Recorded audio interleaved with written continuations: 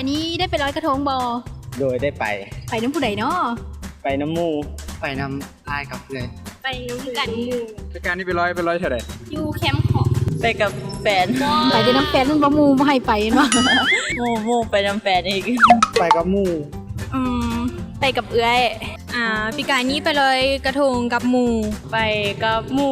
ไปน้ำอ้ายแล้วอ้ายแบบไหนแบบเป็นอ้ายหักกันพูดจักกันอ๋ออ้ายหักอ้ายเนาะไม่ได้ไปน้ำแฟนวาสนาบ่มีแฟนบ่หรือว่าตั้งบ่เอาไปน้ำบ่มีที่เรากิ๊กไปสนอกบ่แฟนไปกะมีหน่อยนึงคือจิเป็นตะมวนน้อยน้ำแฟนมวนบ่วะบ่มีแฟนบ่หรือว่าจังไดหรือว่าตั้งไปผู้เดียวบ่มีแฟนกูอยากมีเด้อวาสนาอยากไปลอยน้ำบ่ได้ไปบ่มีแฟนบ่หรือว่าตั้งบ่ไปน้ำบ่มีแฟนเนาะไปน้ำมูมันอิสระเด้มันเป็นกันเองอันนี้แฟนเอาไปนี่มันคัดแม่นบ่เขาซื้อเตียงให้เนาะเดี๋ยวสิเบิ้ลแต่ว่าคันมีก็เอาไปนะบ่แฟนบ่มีเข้าทางแล้วปีนี้เด้สิไปบ่ปีนี้ว่าคิดว่าน่าจะไปแล้วคิดว่าน่าจะไปกับไผบางทีกับมูแต่ยังบ่ฮู้แต่ยังบ่ฮู้บางทีอัดแฟนไปนำไปน้ำกันอีกเก่าไปเป็นแก๊งมันบ่เหนื่อยประมาณจักคน4-5 คนไปกวนโมเมนต์บ่ปีกายนี้อันไปอาเห็นเขาเจ้าร้อยกระทงแล้วโดดลงไปเอาเงินอันนี้กระทงให้เจ้าเลยเห็นอยู่ที่ว่าจะไปน้ำมูที่ไปน้ำมูอีกปีกายนี่ก็ไปน้ำมูปีนี้ก็ยังไปน้ำมูไปน้ำมูสบายใจหลายกว่าถ้าไปน้ำแฟนนี่มันคัดแม่นบ่คือเครื่องเดี๋ยวเงินบ่พอน่าจะไปกับแฟนอีกไปเนาะ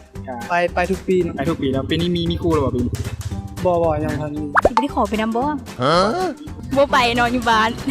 บ่มีครูบ่อยากไปคือบ่ส่วนมือกล้องนี่มือกล้องเป็นครูได้วะเซาอยู่ไปหาข้างหน้าเนาะถ้ามีแฟนก็ต้องไปน้ำแฟนแล้วเนาะมีแฟนก็ไปน้ำแฟนมีกิ๊กก็ไปน้ำกิ๊กกันวะก็ยังบ่ฮู้เนาะยังบ่แน่ใจยังวันแบบมีการวางแผนเทื่อว่าสิไปกับไปน่าจะไปกับหมู่ตัวจริงถ้าก็สิมาเปลี่ยนแฟนใหม่ได้ก่อนบ่ปีนี้กะว่าสิบ่ได้ไปเป็นหยังคือบ่ได้ไปบ่มีครูบ่มีครูก็ซอกกับแถวนี้ก็ได้บ่อึดครูนอนอยู่หอพักว้าวบ่อิสาหมู่ได้บ่หมู่ไปเป็นครูสิในงานลอยกระทงก็ได้แต่อิสาแหละแต่ตัวเองบ่มีว่าเป็นตาอีตนเลยคิดว่าจะไปลอยอยู่แถวใดปีนี้คันไปก็น่าจะไปลอยอยู่บ้าน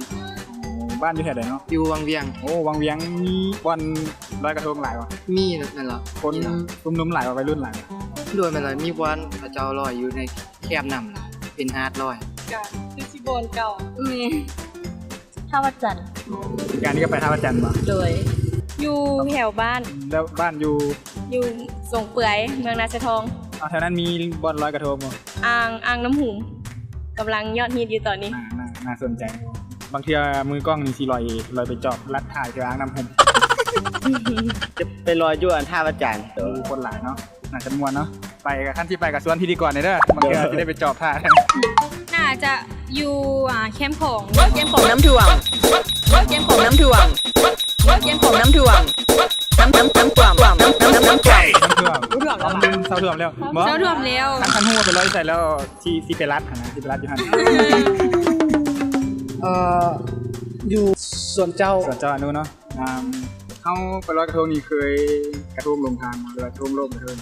เคยเพราะว่าเฮ็ดตกลงพื้นแล้วเขามีความเชื่อว่าเขาจะลงทุนเลยนี่เขาเชื่อบ่เชื่อ